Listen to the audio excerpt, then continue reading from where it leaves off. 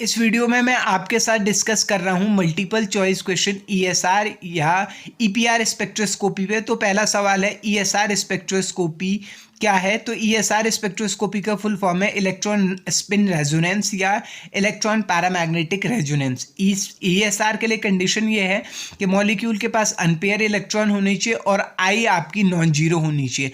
अगर आई आपकी जीरो होगी तो वो ईएसआर इनएक्टिव हो जाएगा।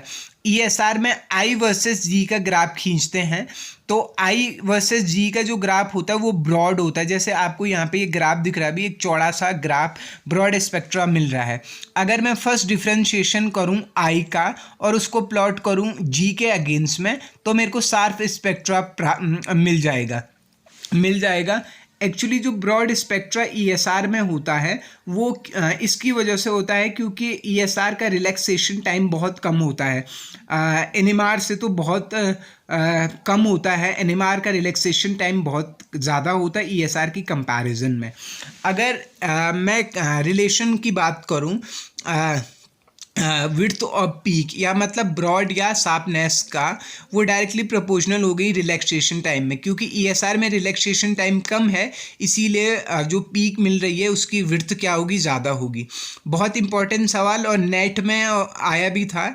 एनएमआर रेडियो फ्रिक्वेंसी रेंज में होता है जबकि ईएसआर आपके माइक्रोवेव रीजन में होता है।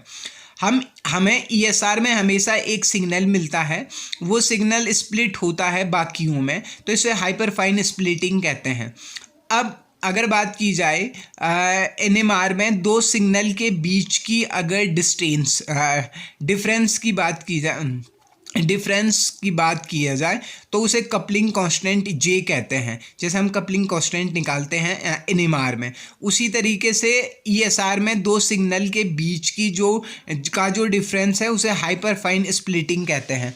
जैसे मैंने यहाँ पे ग्राफ कर दिखा रखा है, एनएमआर में दो सिग्नल ए और बी आपको मिले तो ए और बी का जो डिफरेंस होगा वो एनएमआर में जे होगा, जबकि ईएसआर में वो कितना हो जाएगा, वो डिफरेंस ए कहलाता है, जिसे हम हाइपरफाइन स्प्लिटिंग कहलाते हैं।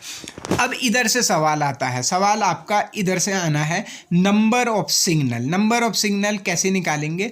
अब ईएसआर जो एक्टिव होंगे, ईएसआर एक्टिव आपके रेडिकल होंगे, कैटायनिक रेडिकल होंगे या एनायनिक रेडिकल होंगे।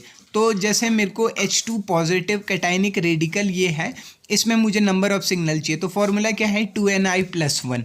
ये फॉर्मूला है 2ni+1, जहाँ पे n क्या है, number of active nuclei. Active nuclei मतलब ईएसआर एक्टिव न्यूक्लियाई कितनी है और उनकी स्पिन कितनी है। अगर मैं इस फॉर्मूले H2 पॉजिटिव कैटायनिक रेडिकल है तो 2 क्योंकि फॉर्मूला 2ni+1 है, 2 × 2 क्योंकि मेरे पास दो हाइड्रोजन है और स्पिन कितनी है, हाफ, तो 2 × 2 × हाफ +1, तो कितने सिग्नल हो गए, 3 सिग्नल हो गए। H2 एनायनिक रेडिकल में मेरे पास कितने सिग्नल हो जाएंगे, 3 सिग्नल हो जाएंगे। अगर आपकी स्पिन हाफ होगी तो आप डायरेक्टली n+1 रूल अप्लाई कर सकते हैं, जैसे आप एनएमआर में भी अप्लाई करते हैं। कब, जब आपके क्या होगा, स्पिन हाफ होगी। जैसे अगर मुझे यहाँ पे मिथाइल रेडिकल में सिग्नल बताने हैं तो अगर आप बात करेंगे इस मिथाइल रेडिकल में तो आपके पास हाइड्रोजन है जिसके पास एक अनपेयर इलेक्ट्रॉन है, तो ये ईएसआर एक्टिव है। अब दूसरा कार्बन है, कार्बन के भी दो आइसोटोप है, कार्बन 12 है और कार्बन 13 है। कार्बन 12 तो ईएसआर इनएक्टिव है क्योंकि उसकी आई क्या है, 0 है। कैसे पता चलेगा आई 0 है, अगर मोलिकुलर मास जो है अगर वो 4 से टोटली डिविजिबल हो जाएगा, पूरी तरह से भाग चले जाएगा तो आई 0 हो जाएगा। तो 12 का भाग 4 में पूरी तरीके से चले जाएगा तो आई 0 हो जाएगा। और आपके पास दो आइसोटोप थे कार्बन के ना, एक 12 वाला था, एक 13 वाला था। 12 वाले की नेचुरल एविडेंस होती है 96% अराउंड, तो और बाकी 13 वाले की परसेंट 4% हो गए, तो वो डाइल्यूट न्यूक्लियाई हो गए। तो यहाँ पे सिर्फ आपका हाइड्रोजन ही एक्टिव न्यूक्लियाई है। तो अब मैं यहाँ पे डायरेक्ट फॉर्मूला लगा सकता हूँ n+1, क्योंकि आई कितनी है मेरी, हाफ, तो n कितने हैं मेरे पास, 3 और 1 4, तो मिथाइल रेडिकल में सिग्नल कितने हो जाएंगे, 4। लेकिन अगर मुझे इथाइल रेडिकल में, देखिए ये इंपॉर्टेंट सवाल है, इथाइल रेडिकल में नंबर ऑफ सिग्नल निकालने हैं। अब ये एक पे आपके पास क्या है, दो अलग अलग प्रकार के हाइड्रोजन है, आपको डिफरेंट टाइप ऑफ हाइड्रोजन लगाने आने चाहिए। अगर आपके पास जितने टाइप के आपके पास हाइड्रोजन है उतनी बार आप 2ni+1 फॉर्मूला लगाएंगे। जैसे अगर आप इस मॉलिक्यूल में अगर आप देख रहे हैं तो यहाँ पे इस कार्बन से 3 हाइड्रोजन है, इस कार्बन से 2 हाइड्रोजन है। एनएमआर में भी आप यही चेक करते हैं, ये हाइड्रोजन अलग हैं, ये हाइड्रोजन अलग हैं। तो अगर आप इसकी वजह से देखेंगे तो 2 हाइड्रोजन है, आई कितने हैं आपकी हाफ, तो 2ni+1 कितना हो गया 3, और यहाँ पे 3 हाइड्रोजन है तो n+1 कितना हो गया 4। तो दोनों को मल्टीप्लाई करना है, 2n1 i1+1 2n2 i2+1। तो इसको मैं सॉल्व करूँगा तो कितने सिग्नल आ जाएंगे, 12 सिग्नल आ जाएंगे।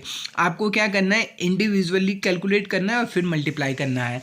अगर मुझे कोई पूछे बेंजीन रेडिकल, क्योंकि बेंजीन रेडिकल फॉर्मूला क्या है, C6H6। भाई कार्बन तो आपका ESR इनएक्टिव हो गया था, अभी हमने बताया था। हाइड्रोजन की बात करेंगे, 6 हाइड्रोजन हैं और वो कैसे हैं, सेम टाइप के हैं, तो n+1 फॉर्मूला लग जाएगा। तो n+1 पर 6 7 सिग्नल हो जाएंगे। नेप्थलीन में आपके पास नेप्थलीन रेडिकल है, सॉरी यहाँ पे रेडिकल होना था, नेप्थलीन रेडिकल। तो नेप्थलीन रेडिकल में जो देखिए ब्लू वाले जो हाइड्रोजन हैं वो एक जैसे हैं और जो मार्क नहीं किए गए हैं वो एक जैसे हैं। अब आई देख रहे हैं आप हाफ है, तो जब आई आपकी हाफ होगी तो मैंने क्या कहा था, n+1 फॉर्मूला लगाओ। तो इन ब्लू वालों के लिए सिग्नल कितने हो गए, n+1 4 और 4+1 5, और जो ब्लू में नहीं है उनके लिए कितने हो गए 4 और +1 5, और 5 को 5 से गुणा कर दो तो 25, या फिर डायरेक्टली इसको ऐसा समझो 2ni+1 और 2ni+1। इसी तरीके से एंथ्रासीन में 75 सिग्नल होंगे, ये नेट में आया था। रेड वाले हाइड्रोजन एक जैसे हैं, ब्लू वाले एक जैसे हैं, और ग्रीन में जो हैं वो एक जैसे हैं। तो आप इनमें अलग अलग सब के लिए फॉर्मूला लगाएंगे। अगर रेड वालों के लिए देखिए आई कितनी है हाफ, तो फॉर्मूला क्या लगेगा n+1, तो 4 और 1 5 तो रेड वालों के लिए हैं, 5 ब्लू वालों के लिए हैं, और 3 किसके लिए हैं, ग्रीन वालों के लिए। तो टोटल कितने हो गए मेरे पास 75 हो गए। 75 कैसे हुए, 5 × 5 × 3, 5 5 25 और 25 3 75। अगर मुझे कोई पूछे बेंजोफिनोन में कितने सिग्नल हैं, बेंजोफिनोन ये हो गया, हाइड्रोजन सब एक जैसे हैं, आई कितना है मेरा, आई कितना है मेरा हाफ है, तो और 2ni आई जब हाफ होगा तो n+1 फॉर्मूला, तो 4 और 1 5 सिग्नल आ जाएंगे।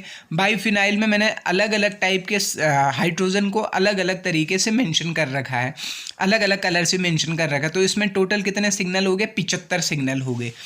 अगला हो गया CD3 रेडिकल है, कार्बन के साथ ड्यूटेरियम है, रेडिकल है 2ni+1 फॉर्मूला लगाऊंगा, क्योंकि अब मैं n+1 फॉर्मूला नहीं लगा सकता क्योंकि ड्यूटेरियम की आई वैल्यू कितनी होती है 1, तो 2 × 3 + 1 + 1 = 7, तो 7 सिग्नल आएंगे। उसी तरीके से NH2 रेडिकल है, उसमें कितने सिग्नल आएंगे, नाइट्रोजन की आई वैल्यू कितनी है, नाइट्रोजन की आई वैल्यू कितनी है 1, तो 2 × 1 और एक ही नाइट्रोजन है +1 × 1 और +1 = 4, तो इसमें कितने सिग्नल होंगे, 4 सिग्नल होंगे। देखिए एक सवाल आपके पास इस तरीके का पक्का आएगा पेपर में, नंबर ऑफ सिग्नल निकालने के लिए, नंबर ऑफ ESR लाइन निकालने के लिए, नेट में, गेट में या फिर आपके MSc में इस तरीके का सवाल ज़रूर आएगा, तो इस पर ज़रा ध्यान दीजिए।